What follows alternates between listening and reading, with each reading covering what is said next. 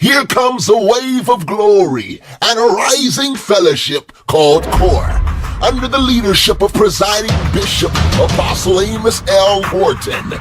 3 countries, 11 states and counting. His arms extend by way of Ghana and Liberia. And parent facilitator for over 3,000 students for the Beaumont Independent School District. Hold your seatbelts and get ready for a move of God that's bound to shake up the nation and to loose the bands of wickedness that bind God's people.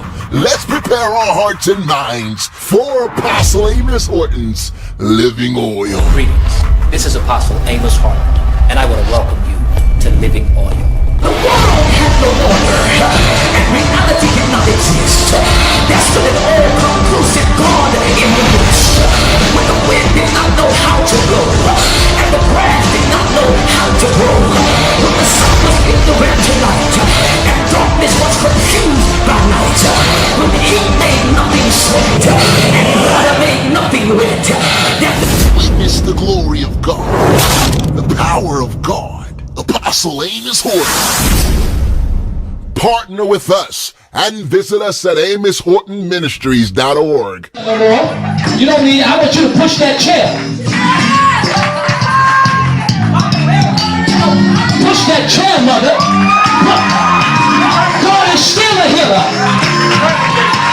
Hallelujah. Now, what's hurting you?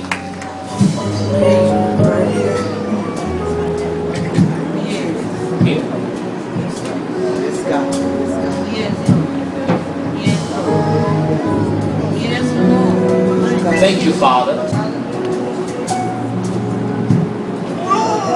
I can see on the sun. God still opens blind eyes.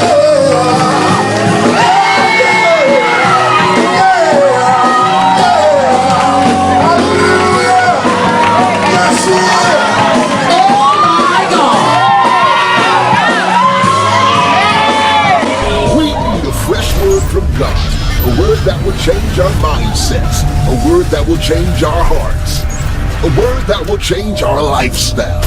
We've seen it all. We've seen magic but no miracles, psychics but no prophets, the ways of men but not the ways of God. Today, let Apostle Amos Horton take you into the mind of God. Why? Because you are special. Because God has created you in His likeness and image. And He's gifted us with power, talents, and abilities. Let's go into the Word of God. Exodus routes. And it makes good sense that Ephraim in the Hebrew would mean solid, enduring. Because Israel moves to Ephraim. And Ephraim in the Hebrew means to endure constantly. It means that the state or the situation does not change. So my mind has to change because the situation will not change. Ephraim is one of the most interesting and most important locations for the determining of the Exodus route and the crossing of the Red Sea. It was the edge of the wilderness. I wonder, are you here? Whenever you have a wilderness, every wilderness has 2 edges. It has an edge at its origin and it has an edge at its duration. Now the edge of the wilderness is just as dangerous as the wilderness. So if anybody was going to cross the wilderness, they had to go through the edge of the wilderness. What you're going to is great, but what you got to go through to get there, it ain't easy. So you may as well make up your mind that you're going to endure. Ephraim is the edge of the wilderness, and the second place after Succoth, at which the Israelites stopped doing the Exodus, according to the Torah.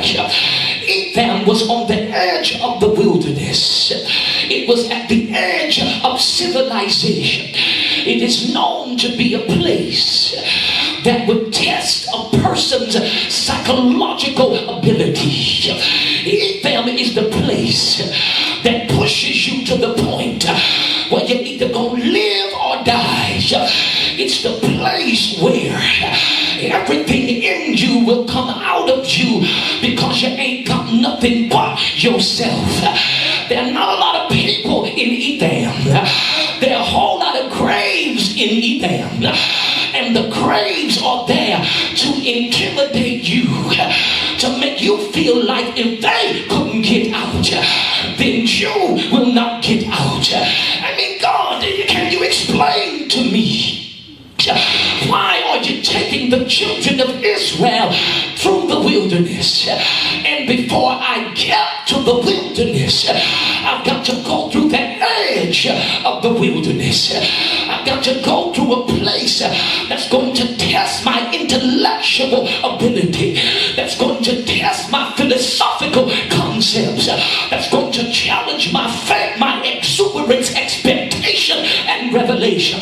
You're going to allow me to be bruised. And when I holler help, can't nobody hear me in Ephraim because there's nobody there. All of the prophets in Ephraim are dead. All of the apostles in Ephraim are dead. God, shake your neighbor's hand for the fourth to the last time and say, God has put you on the edge to force you to deal with yourself. Either you're going to win or you're going to lose. Either you're going to live or you're going to die. God has put you in the place to where you got to look at yourself and tell yourself that victory shall be mine. Lift up your voice and just holler, victory shall be mine. Bless his name. He's moving to the edge. Have you ever been on the edge? In essence, is there a God that can deal with the real me? Is there a God that can put up with my attitude? Is there a God that can deliver with my disposition? Is there a God that can love me in spite of me? Is there a God that can hold me up when I'm weak and be there to deliver me when I don't want to come out? Is there a God that can walk with me through the wilderness? Yes, I'm complaining, but will you be there? Yes, I'm lonely, but will you be there? And the only answer to that question is yes, because he'll be a friend that's sticking closer than a brother. He'll never leave you, nor will he forsake you. Shake your neighbor's hand for the third to the last time and tell him I got a God. I may not have a woman, but I got a God. I may not have a money, but I got a God.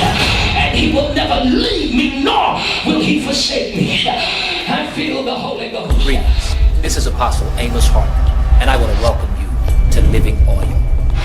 It's now forced out of the glory of Eden, and so we're in a place of what seems to be a total demise. It's cataclysmic, it's catastrophic, which means it's unfixable to man. And in the eyes of Satan, it's unfixable. But evidently Satan didn't really understand who God was. Witness the glory of God, the power of God. Apostle Amos Horton.